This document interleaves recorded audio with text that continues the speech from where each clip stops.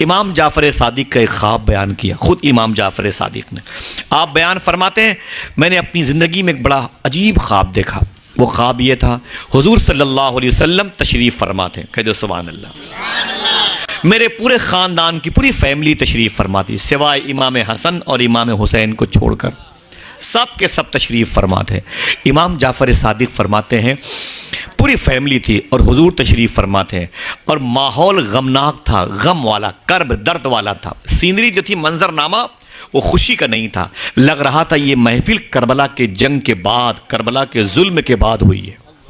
इमाम जाफ़र सादिक फरमाते, मैंने गौर से देखा, मेरी दादी इमाम हसन हुसैन की माँ मेरे आका के सामने बैठी हुई थी और चेहरा मुबारक मेरी दादी का उतरा हुआ था, फूल मुरझाया हुआ था। फिर सब खामोश थे, सन्नाटे का आलम था। अचानक मखदूमा फ़ातिमा ने अपने अब्बू से एक सवाल किया। आप फरमाती, आका, मेरे आका फरमाते हैं, क्या बात है मेरी बेटी? मखदूमा फ़ातिमा फरमाती हैं कि अब्बू, मेरे दो बेटे थे, एक का नाम था हसन और एक का नाम था हुसैन। मेरे बेटे हसन को आपकी उम्मत के मुनाफिकीन ने जहर दे के मारा, जहर दे के, और मेरे दूसरे बेटे हुसैन को आपकी उम्मत के मुनाफिकीन ने करबला में भूखा प्यासा तड़पा तड़पा के शहीद किया है। ये जो माएँ बैठी ना शराफत भाई के घर पे छत पे बैठी हुई हैं, इनकी गोद में जो बच्चे हैं ना, इनकी ख्वाहिश होती है कभी ये बच्चे मुस्कुराएं, कभी ये बच्चे लुढ़क जाएं, कभी ये बच्चे घुटनों के बल चलें, फिर कभी ये बच्चे दोनों पैरों पे चलें, फिर लड़खड़ा के गिरें, फिर आगे बढ़ें, फिर दौड़ें, ताकि इन्हें दौड़ते हुए हम देखें। यही मखदूमा फ़ातिमा ने कहा, आका, मैं भी अपने बच्चों को जिस्म के साथ ज़मीन पर चलते हुए देखना चाहती हूँ। कहाँ से देखूँ? मार डाला मेरे बच्चों को, बड़ी बेदर्दी के साथ एक को जहर दिया गया, एक को भूखा प्यासा शहीद किया गया। इमाम जाफ़र सादिक कहते हैं कि मखदूमा फ़ातिमा रो रही थी तो हुजूर रोने लगे। हुजूर की दाढ़ी शरीफ भीगी, आंसू हुजूर के जुब्बे पर गिरे। माहौल हू का आलम था, कोई बोलने को तैयार नहीं, सबकी आंखों में आंसू थे। इमाम जाफ़र सादिक फरमाते, देर हो गई, मैंने अपनी पलकें उठा के मैंने देखा तो क्या देखा कि हुजूर सल्लल्लाहु अलैहि वसल्लम के दोनों रान मुबारक पर दो शहजादे बैठे हुए। सरकार इमाम जाफ़र सादिक फरमाते हैं, मैंने गौर से देखा तो हुजूर सल्लल्लाहु अलैहि वसल्लम के दोनों रान मुबारक पर दो फूल जैसे शहजादे बैठे हुए थे। तो मैंने हिम्मत जुटाई, मैं आगे गया, मैंने कहा, आका, अम्मी के सवाल का जवाब बाकी है, अभी आपने दिया नहीं, मेरा अलग से एक सवाल है। मेरे आका फरमाते हैं, जाफ़र बोल, तेरा सवाल क्या है? तो इमाम जाफ़र सादिक फरमाते हैं, आका, ये जो बाएं तरफ बैठा है शहज़ादा, ये कौन है? जो दाएं तरफ बैठा है शहज़ादा, ये कौन है? मेरे आका ने फरमाया, जाफ़र, जो मेरे बाएं रान पर बैठा है, जब ये ज़मीन पर पैदा होगा, दुनिया इसी को अली अहमद अलाउद्दीन साबिर के नाम से याद रखेगी। हक़ साबिर या साबिर। अच्छा, हाथों को उठा के बताएं कितने लोग कलियर शरीफ गए हैं? शराफत भाई कहाँ? सुभान अल्लाह। एक बुजुर्ग ने फरमाया था, अगर हिंदुस्तान में कोई अल्लाह का वली नहीं होता, अकेले मेरे साबिर होते, तब भी हिंदुस्तान का निज़ाम डगमगाने न पाता। अल्लाह अकबर, अल्लाह, मेरे साबिर, सुभान अल्लाह। मेरे आका हुजूर मुफ्ती आदम फरमाते हैं, कैसे काटूं रतियाँ साबिर, तारे गिनत हूँ सैयाँ साबिर, छतियाँ लगन को कैसे कहूँ मैं, तुम हो ऊंची अटरियाँ साबिर। आए, हाँ, कितने लोग कलियर शरीफ गए हैं? हाथों को उठा के बताएं। सुभान अल्लाह। अच्छा, कितने लोग जाना चाहते हैं? सुभान अल्लाह। अदी फरमाते हैं, क्या कहा हुजूर ने? अय मेरे जाफ़र, जो मेरे बाएं रान पर बैठा है, जब ये ज़मीन पर पैदा होगा तो इसका नाम अली अहमद अलाउद्दीन, हाथों को उठा के बोलो, अली अहमद अलाउद्दीन साबिर कलियरी। फिर इमाम जाफ़र सादिक फरमाते हैं, मैंने हुजूर से पूछा, ये जो दाएं रान पर बैठा ये? तो मेरे आका मुस्कुराए, फरमाया, जाफ़र, जब ये ज़मीन पर पैदा होगा, दुनिया इसी को शेख अब्दुल कादिर जिलानी कहेगी। अल्लाह अल्लाह। हुजूर फरमाते हैं, ये मेरी बेटी के सवालों का जवाब है। मेरी बेटी ने कहा, मुझे हसन हुसैन चाहिए या हसन हुसैन का बदल चाहिए, तो ये हसन हुसैन का बदल है। गौस पाक का नाम शेख अब्दुल कादिर है, अब्दुल कादिर है, अब्दुल कादिर है। टाइटल है मुहीउद्दीन, अल्लाह का नाम है हय्य, जिंदगी देने वाला। इसी से बना दीन को जिंदा करने वाला बतौफीक इलाही मुहीउद्दीन यानी अब्दुल कादिर। गौस पाक का टाइटल जहाँ बड़े पीर, बगदाद वाले राजकुमार, वलियों के, ये हिंदू भाई कहते हैं ना बगदाद वाले राजकुमार। और सैयद साहब बैठे हुए, बापू बैठे हुए। अभी तकरीबन मैं परसों घर वापस आया, जयपुर से अजमेर शरीफ में था, फिर वहाँ जोधपुर पाली में था, फिर अहमदाबाद शरीफ में। तो उससे एक दिन पहले मैं यहाँ था मूरतगंज के करीब में सगाड़ा में। तो मैंने गौस पाक के हवाले से बात की, तो मैंने सूफ़ी सुल्तान में एक कौल बयान किया, अगर कोई हिंदू भाई आपका दोस्त हो और वो कोई तकलीफ़ बयान करे तो उससे कहना कि गौस पाक का नाम लिया करो। आपसे भी गुजारिश कर रहा हूँ, ठीक है भाईजान।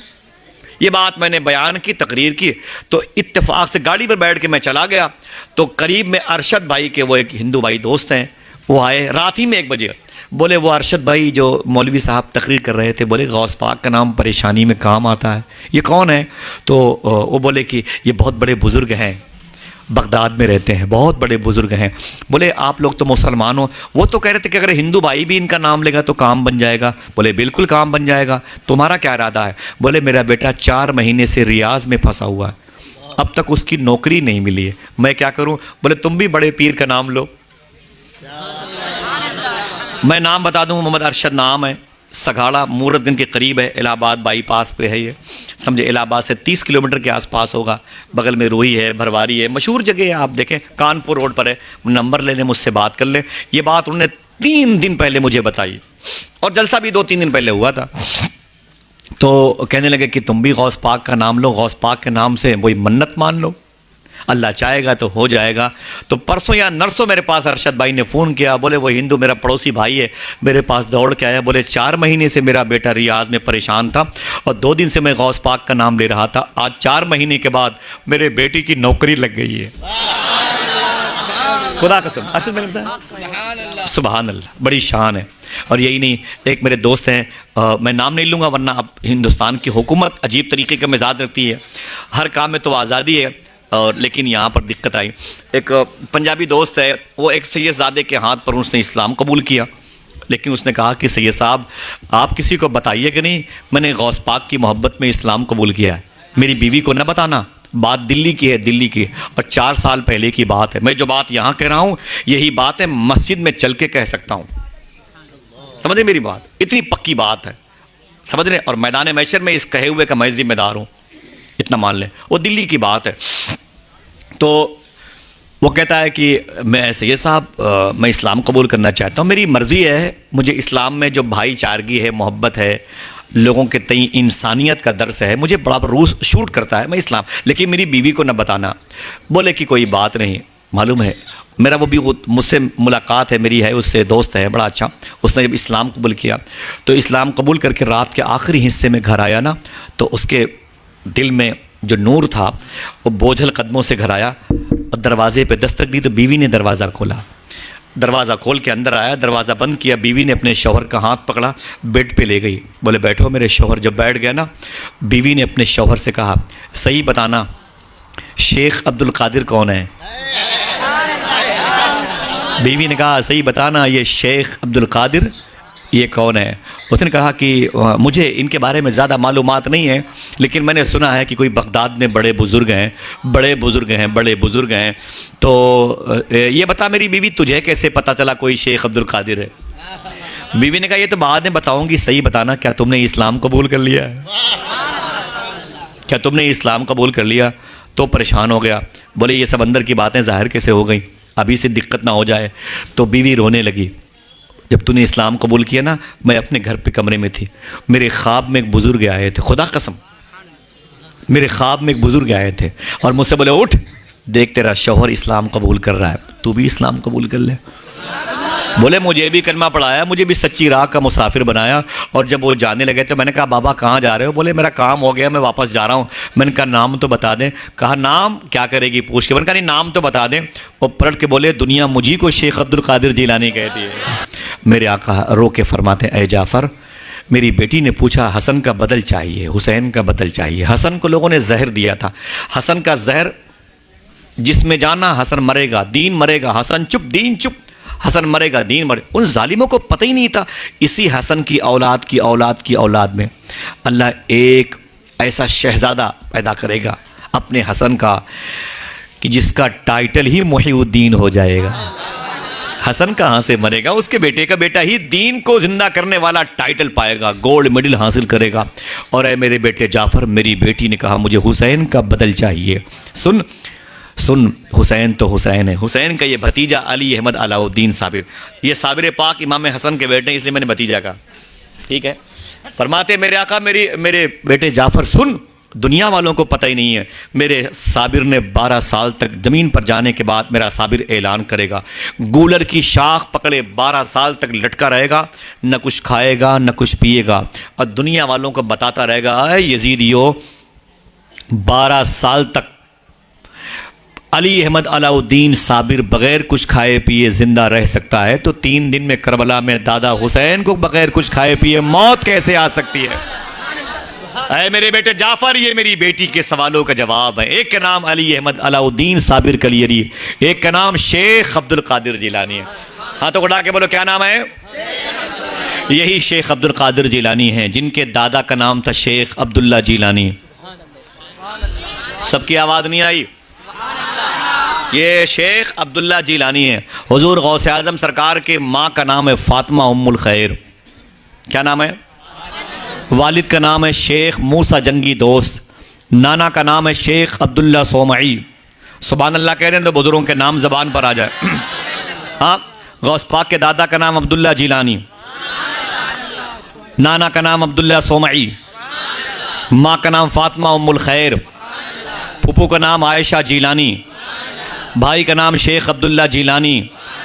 हुजूर गौसे आज़म के हाथ पर सबसे पहले तौबा करने वाले डाकुओं के सरदार का नाम अहमद बदवी। ज़मीन है हमदान की, हमदान मिला है जंजान से, जंजान करीब है जीलान से, जीलान है ईरान में। हुजूर गौसे आज़म के पीर मुर्शिद का नाम है शेख अबू सईद मखजूमी। मोहब्बत से बोलें, अपने पीर के नाम पे तड़पते हैं, ये बड़े पीर के पीर का नाम है। गौसे आज़म के पीर का नाम है शेख अबू सईद मखजूमी, और उनके पीर का नाम है शेख अबुल हसन अली करशील हंकारी। वो मुरीद थे शेख अबुल फरा तुर्तूसी से। उनके पीर का नाम था अब्दुल वाहिद तमीमी। उनके पीर का नाम था अबू बकर शिबली। उनके पीर का नाम था शेख जुनैद बगदादी। वो मुरीद थे शेख सिरी सख्ती के, और वो मुरीद थे शेख मारूफ करखी के। वो मुरीद थे इमाम अली रज़ा के। वो बेटे हैं इमाम मूसा काजिम के। इमाम मूसा काजिम बेटे हैं इमाम जाफ़र सादिक के। इमाम जाफ़र सादिक बेटे हैं इमाम बाकिर के। इमाम बाकिर बेटे हैं इमाम ज़ैनुल आबदीन के। इमाम ज़ैनुल आबदीन बेटे हैं इमाम हुसैन के। इमाम हुसैन भाई हैं इमाम हसन के।